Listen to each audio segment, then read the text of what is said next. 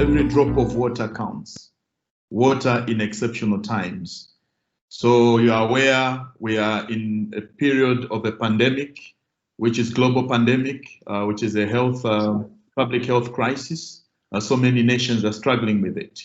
So we are saying a week on water, from COVID-19 to climate change. This is where we are. Some of you today, this morning, had a cup of coffee. Some had a shower, of course, already, had a glass of water. Some have had other opportunities that are related to water. But I would like you to remember that a child somewhere today did not have water, or may not even go to school because that child has been sent to go and draw water somewhere. There are women and girls in this part of the world here in Africa where they wake up in the morning, they walk long distances to go and collect water. It's water for drinking, water for laundry. There are difficulties. The water that we take for granted, for us here, is a diamond. It's a precious resource. But I know there are people today whose water is not as clean. It is contaminated with fecal elements, lead, and other heavy iron. So there are challenges and there are difficulties. But this is the most precious resource. Every drop counts. Others cannot afford that drop so that their lives can count. Here in Zambia, for example, just for sake of introduction, only a few people have access to clean and safe water. Sometimes it is due to difficulties of infrastructure, but also we do experience droughts. Sometimes water is not just available. The climate has induced some difficulties around access to water, clean and safe water. So that's why I'm excited to join you in this particular conference, because it's a moment to share expertise. It's a moment to share stories. It's a time to relate, and it's a time, to understand different perspectives and experiences. It's a time for professional and academic engagement. It's a time for advocacy. It's a time for action. So I welcome you all as participants from wherever you're joining in this global space, because we all belong to this space and share this common resource. I remember in Cape Town, they had almost a very difficult moment as they went to zero access. And our agenda, as you've seen today, 24th, when we talk about climate resilience, starts with water. The resource that I've just described, a resource that constrains some people due to infrastructure. Sometimes it's behavioral, because we are contaminating even that resource and we are not protecting it. We are cutting down trees, hence also reducing on the possibility of protecting that resource. Sometimes it's policy and political leadership. My name is John Kunda, or Dr. John Kunda. I'm coming in, as I said, from Zambia. I've worked in the water sector for over 10 years. I'm now in the energy sector. I've also been teaching at the London School of Hygiene and Tropical Medicine. I teach public health and policy, focusing on health promotion, mainly sanitation and hygiene. So WASH is my baby, and I enjoy doing that. Ladies and gentlemen, Claude is going to support me in the process of moderating, but I'm excited for me to present to you Vera Scholz. Vera has experience in India. She has experience here in Africa. She was in Kenya, and I'm sure she has experienced firsthand some of the challenges and opportunities within the water sector. She's the Director of Climate Change, Environment and Infrastructure within GIZ, where she started, to work in 1999. She's been working in development cooperation for 20 years. And her areas of expertise include climate change, management of resources, infrastructure, energy, transport and water, voluntary social and environmental standards, corporate social responsibility or CSR, and public-private partnerships for sustainable development. As I've already said, she's worked in India and Africa, and Vera Scholz has a master's degree in political science with a focus on international relations. Ladies and gentlemen, I feel honored to present to you Vera Scholz, who's going to give us the official conference opening and welcoming words. Vera Scholz, the show is yours for now. Welcome to the virtual stage. Thank you so much, John, for this very, very kind introduction. It feels somehow different from the introductions in a physical meeting, I must say. It's a little bit like feeling like being in Hollywood, I don't know. So thank you very much. And on behalf of GIZ and our international, regional and national partners and co-conveners, I'd like to welcome all of you to this virtual Week on Water for Development. My name is Vera Scholz, and as the Director for Climate Change, Environment and Infrastructure within GIZ, it is my pleasure to welcome you and give you some orientation for the week ahead. Water, first I would like to highlight again why we thought it crucial to convene this week on water. As the heading of this virtual conference states, every drop counts. This is an important truth, especially in those very much exceptional times we are currently facing. Drinking water, hygiene, and sanitation are the basis for healthy development worldwide. The COVID-19 pandemic has underlined this dramatically, especially in countries where those services are not yet universal. Inequalities persist. While OECD countries have achieved nearly 100% access, still 2.2 billion people globally have no access to safe drinking water. And 4.2 billion cannot use adequate sanitation facilities linked to proper waste management and wastewater treatment.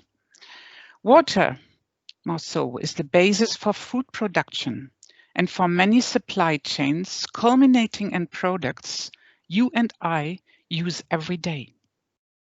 And ecosystems like rivers, lakes, but also forests, peatlands, and their biodiversity rely on water and are increasingly under pressure. Even in Germany, as we currently see after a third very dry summer in a row. Water and climate change are closely interlinked. We all know this. As rising temperatures spur the hydrological circle, climate change will affect water availability and quality, and extremes such as floods and droughts. For this reason, UN Water has declared water and climate change as the annual topic for 2020. And thank you very much for this. In some regions, we do not know whether we will be facing more or less water in the future. Resilient societies must find robust solutions to manage water under deep uncertainties. The water sector needs to be prepared for climate change, but it also needs to assess its potential to reduce its contributions towards climate change, which includes innovative thinking like ecosystem-based mitigation, for example, in wetlands and peatlands. On this background, I'm very happy that the world meets today virtually this week and discusses those pressing issues, debates new approaches, and finds practical and innovative solutions. Together with our partners, we have prepared in total 34 sessions with a total of 77 conveners representing over 20 countries. That is very impressive. We have participants from government institutions, from civil society, research institutions, water operations, and the private sector, and development cooperation. We have also several multilateral and UN organizations with us this week, just to name a few. There is UNICEF or the United Nations Economic Commission for Europe. Most welcome. And of course, we have international financing institutions such as the Asian Development Bank, the Inter-American Development Bank, and last but not least, the World Bank. Welcome. We have five thematic days lay ahead of us, framed by the motto, every drop counts, water in exceptional times, from COVID-19 to climate change. We wanted to link the two topics which have determined 2020 so far. The actual planned UN water topic on water and climate change, and the impact of COVID-19, which we all experience in our daily lives every day since March and even before this. We are starting today with the topic water and climate. After my introduction, you will be able to listen to a keynote by Nigel Topping. And Nigel is the high-level climate action champion from the UK who will frame the topic and the urgency it entails. After this keynote, we will have 5 sessions which will follow, highlighting different aspects from the best practices for climate resilient water management to climate smart utilities.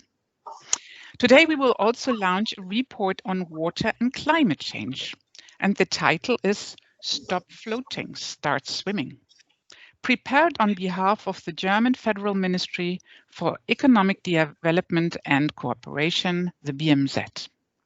This report was produced by the Potsdam Institute for Climate Research, the PIC in Berlin, Adelphi and GIZ, providing physical evidence for informed political decision-making on how to deal with water and climate link.